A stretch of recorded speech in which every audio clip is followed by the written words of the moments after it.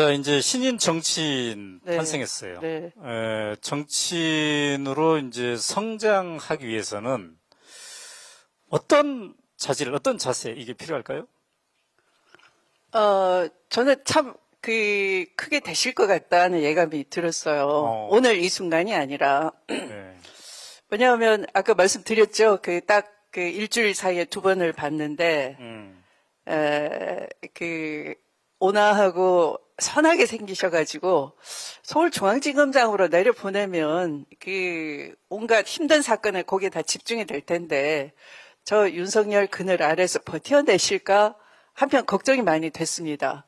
너무 유순하실까봐. 그래서 이렇게 쭉 지켜봤습니다. 그런데 흔들리시지 않더라고요.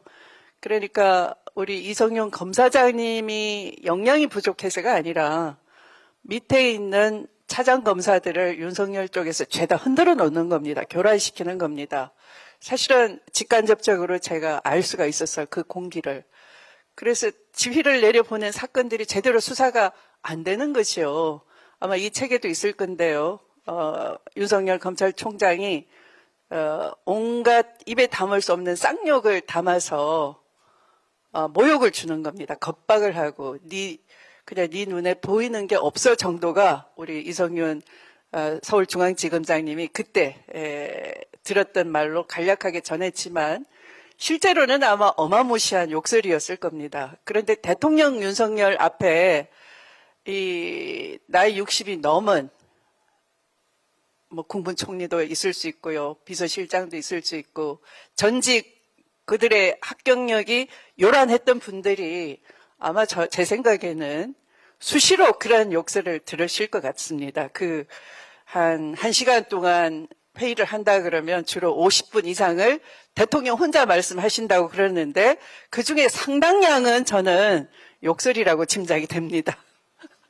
그러니까 격노한다고 그러잖아요.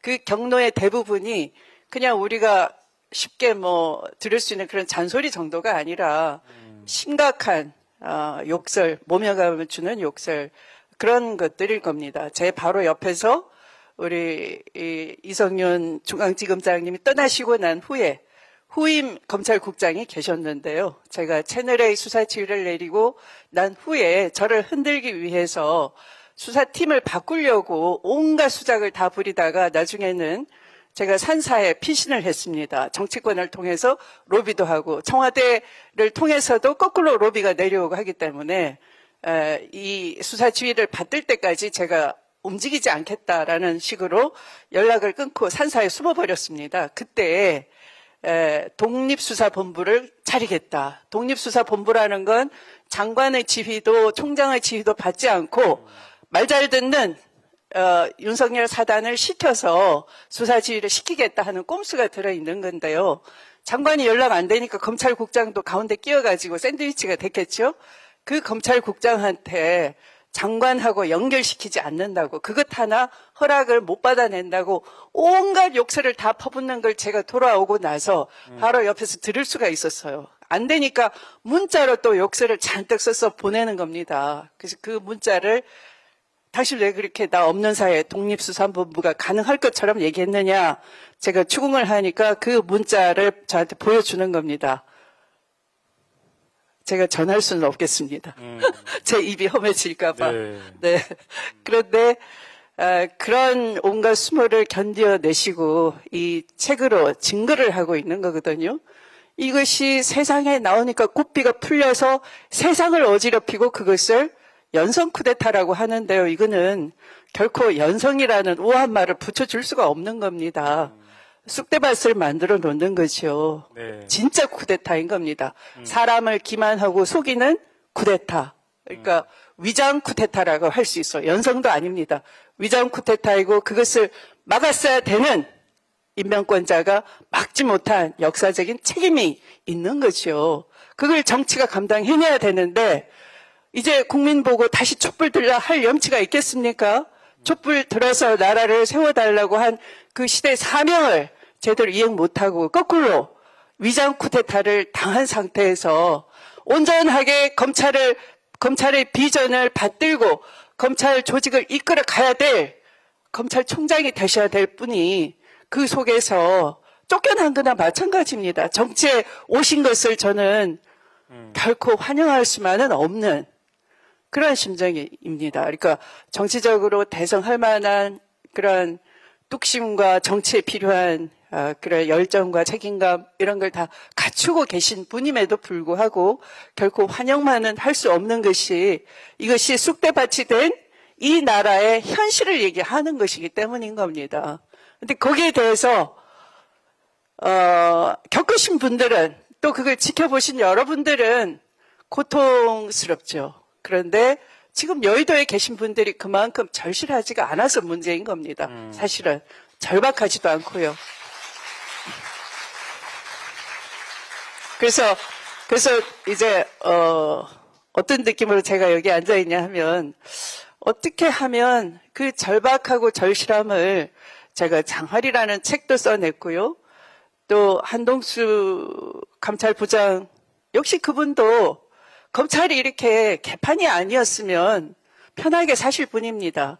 아주 존경받는 실력 있는 판사였고 또 실력 있는 특허 관련한 그런 전문 변호사로 잘 나가시고 있었고 그런데 검찰 개혁에 합류해 달라는 그런 시대의 사명을 받들어서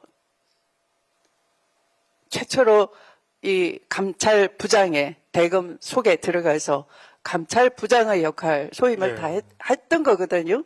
근데 지금 어떻습니까? 그런 분들의 열망과 헌신이 아무 의미가 없게 돼버린 거죠. 나라가 이렇게 쿠데타에 조용히 접수되고 국민이 고통을 느끼기 때문에. 그런데 그분이 또 역시 책을 써냈는데 저는 여의도에 계신 분들이 좀 읽어보셨으면 좋겠어요. 네. 뭐 제 책을 읽으라 하면 책 광고라고 할까봐 거기까지는 주문하지 않겠습니다. 네, 네. 그런데 이런 책이 나왔으면 읽어보고 이것에 대해서 실감을 한다면 아까 그러지 않습니까? 하루라도 빨리 이 정권을 끝내야 된다라고 하지 않습니까? 왜 그러한 절규, 고통을 외면하고 있느냐 하는 거죠. 네. 여의도에 있는 사람들이 네. 이 절박함, 절실함을 좀 느꼈으면 좋겠다 네. 말씀하셨는데, 자 지금 우리 추미애 전 장관께서 굉장히 이제 어려운 시간이에요 어찌 보면. 근데 여기 무대까지 서주셨는데 지금 말씀 들으면서 소감 한 말씀 하신다면요? 장관님 명심하겠습니다.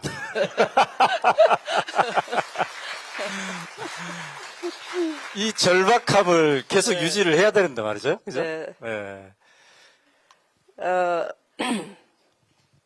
이 책은 시대의 정은록이지 않습니까? 근데 본인 광고가 아니거든요. 남들은 못하는 일을 나 이렇게 잘했어. 알아주시오. 나 이런 능력자입니다. 그러려고 이 책 쓰지는 않았을 겁니다. 이런 책을 쓸 때는요, 수많은 고통과 한숨과 눈물, 또 아쉬움, 한탄, 그런 게 비춰져서 이 책이 나오는 겁니다. 네. 그러면, 이 같은 동시대를 살면서, 왜 누구는 이처럼 절절하지도 않고요. 누구는 이런 책을 쓰면서, 내가 이런 책을 쓰면은 경험하지 못한 분들도 똑같이 간접 경험이라도 하시고, 공감을 해주시고, 이 대열에, 세상을 바꾸자는 이 대열에 힘을 보태주겠지라는 기대로 이 책을 썼을 것 아닙니까? 그래서 저는, 국회의원님들이, 당선자님들이 한번 좀 읽어보셨으면 좋겠습니다. 네. 네. 자, 오늘 함께 해주셔서 감사합니다. 네. 장관님. 나중에, 정식으로 오마이뉴스 스튜디오에서 다시 또 뵙도록 하겠습니다. 감사합니다. 네. 감사합니다.